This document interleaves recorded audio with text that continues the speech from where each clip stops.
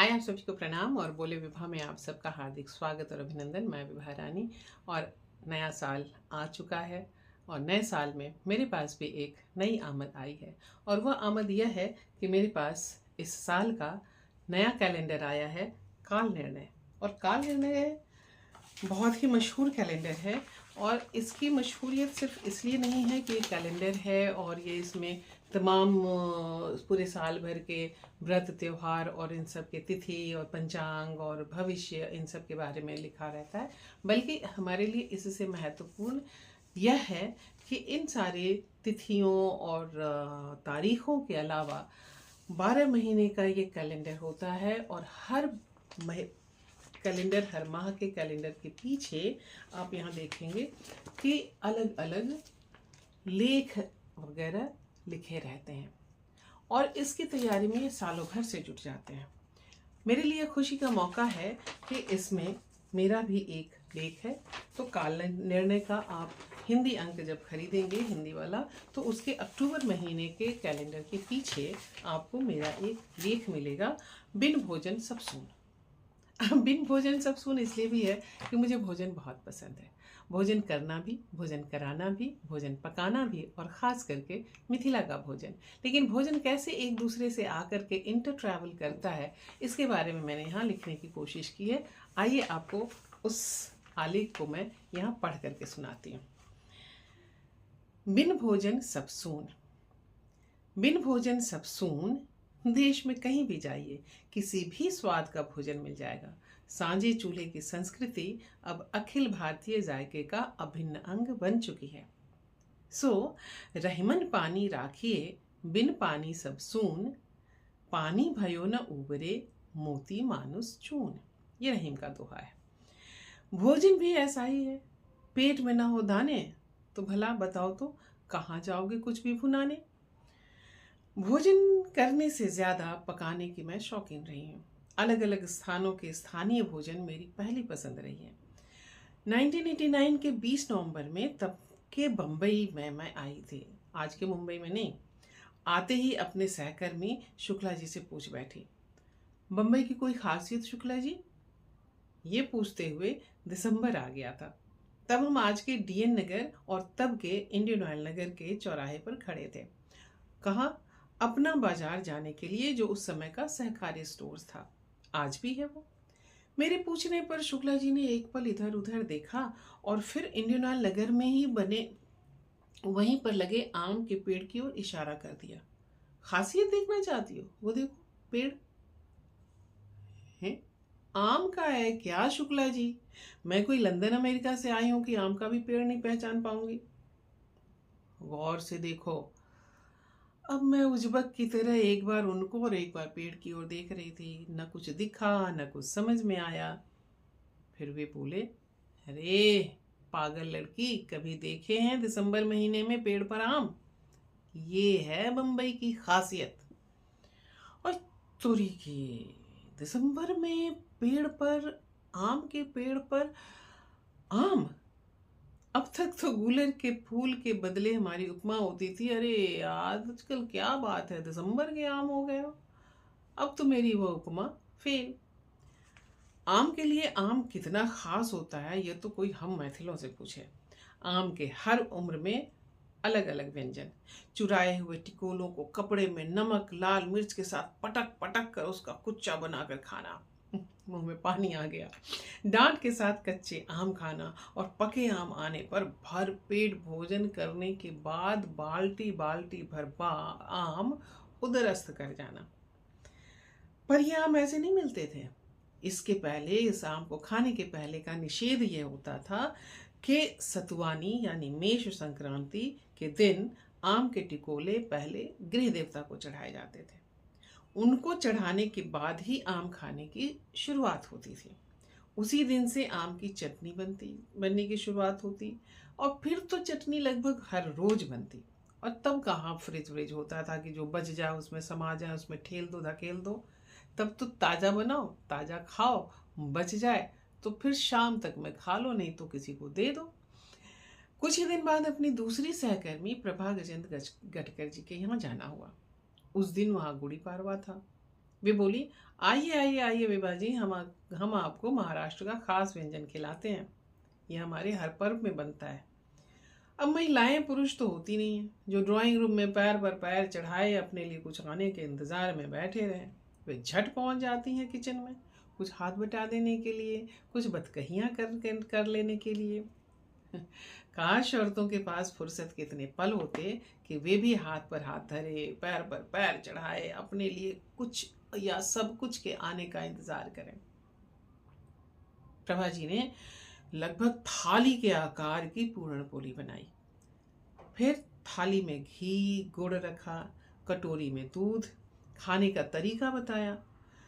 विभा जी, घी को पूरण पोली पर लगाइए, उसे गुड़ के साथ खाइए, थोड़ी पूरण पोली दूध में डुबो कर खाइए। हैं, दूध और घी एक साथ? मुझे अपने पति का कहा याद आ गया, जो हमेशा वह कहते हैं, गरीब लोग ऐसे ही सोचते हैं, ऐसे जैसे मछली के साथ दही नहीं खाना चाहिए। असल में होता ये है कि हम एक समय में दो महंगी चीज़ें अफोर्ड नहीं कर सकते। शायद इसीलिए हमारी तरफ घी लगी रोटियां तो जो है उसको दूध में डुबोकर खाने का रिवाज नहीं है, इसलिए हमने कभी खाया नहीं। किससे बनता है ये पूरण पोली? चना दाल से। खूब पकाकर इसमें गुड़ इलायची डाली जाती है, जायफल भी घिस के डाला जाता है, खूब बारीक पीसी जाती है और आटे के बदले मैदे का उपयोग होता है। पुनः मेरे मुंह से निकला, आई तोरीके, है तो हमारे यहाँ भी बनती है, लेकिन नमकीन बनती है। आप इसे पूरण पोली कहते हैं, हम उसे दाल पूरी कहते हैं। आप मैदे का इस्तेमाल करती हैं, हम आटे का इस्तेमाल करते हैं, और कैसे बनाते हैं वो बताते हैं। हम भी चना दाल उबाल करके बहुत बारीक उसमें पीसते हैं, और लेकिन उसमें गुड़ के बदले हम उसमें नमक, भुना हुआ जीरा पीस करके डालते हैं, और फिर उसके साथ खाने के लिए मौसम के हिसाब से आलू परवल दम या आलू गोभी दम और चावल की खीर। आद्रा नक्षत्र में तो ये बनती ही बनती है, खीर पूरी और दम, और साथ में आम अनिवार्य होता है। हर खास मौके पर, बेटे बेटी के ब्याह पर, अलग अलग रस्मों में बनती है दाल पूरी। इसके बिना न बेटी ब्याही जाए और न बहू आंगन में उतारी जाए। और मेरी आंखों के सामने नाच गई हमारे पड़ोसियों के घर की ऐसी ही थाली के आकार की बड़ी बड़ी दाल पूरियां, रुई जैसी मुलायम, और यहाँ भी पूरण पोली उतनी ही नरम जो प्रभा जी ने बनाई और हमें खिलाई। हमारे घर की दाल पूरी बनती मोटी कड़ी, मज़ा नहीं आता था खाने में, लेकिन ये इतनी नरम रुई जैसी बनती कैसे है, इसका रहस्य भी समझ में नहीं आता था। फिर एक दिन पड़ोसियों में से ही एक की बेटी शकुंतला को पकड़ा, और उसको बुलाया, मैंने उसको बिठाया, पूछा कि भाई कैसे बनती है पूरी तुम लोगों के यहाँ की इतनी नरम नरम। तो उसने बताया कि बुआ, दाल जब पीसते हैं ना, तब लोढ़े को एक बार भी उठाते नहीं है, चंदन की तरह बारीक पीसते हैं उसको दाल को, और फिर आटे को जो गूंदते हैं वो समझो कि गुलगुले से थोड़ा ही सा कड़ा होता है, बहुत ऐसे ढीला हुआ, यूं बहता हुआ सा आटा, और 4-5 घंटे पहले से गूंद करके रखा हुआ। फिर उसके बाद क्या करते हैं, एक चूल्हे पे तवा और दूसरे पर कढ़ाई, उसमें खूब सारा तेल डालते हैं। अब परथन, जो सूखा हुआ आटा जिसमें लगा करके हम लोग रोटी पूरी पराठा बनाते हैं, तो परथन हाथ में लगा करके लोई को काटो, खूब सारी दाल भरो, हल्के हाथों से बेलो।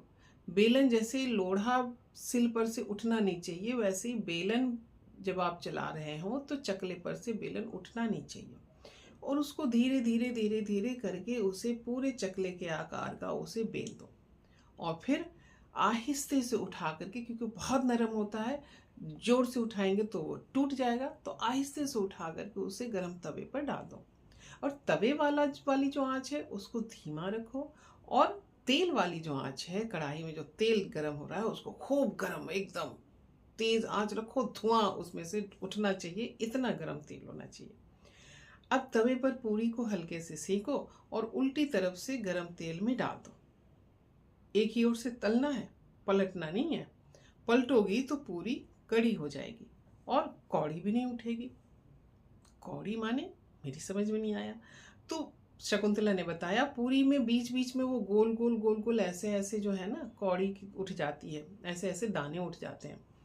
अच्छा अच्छा अच्छा अच्छा अच्छा, जैसे पिरकिया में। शकुंतला के थियोरेटिकल और प्रैक्टिकल ज्ञान से दीक्षित होकर हम रुई जैसी नरम पूरियां बनाने लगे। एक्सपर्ट हो गए हम।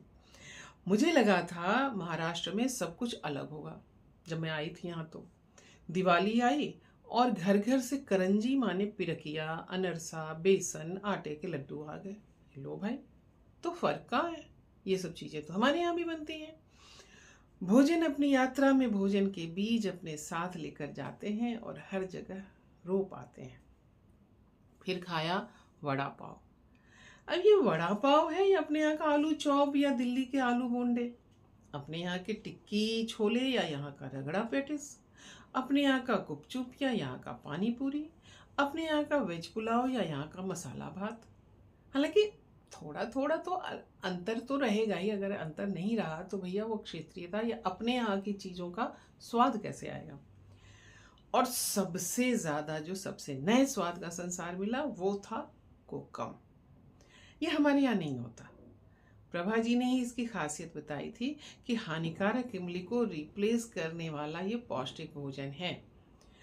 बल्कि साथ गई और अपना बाजार से कोकम दिलवा भी दिया।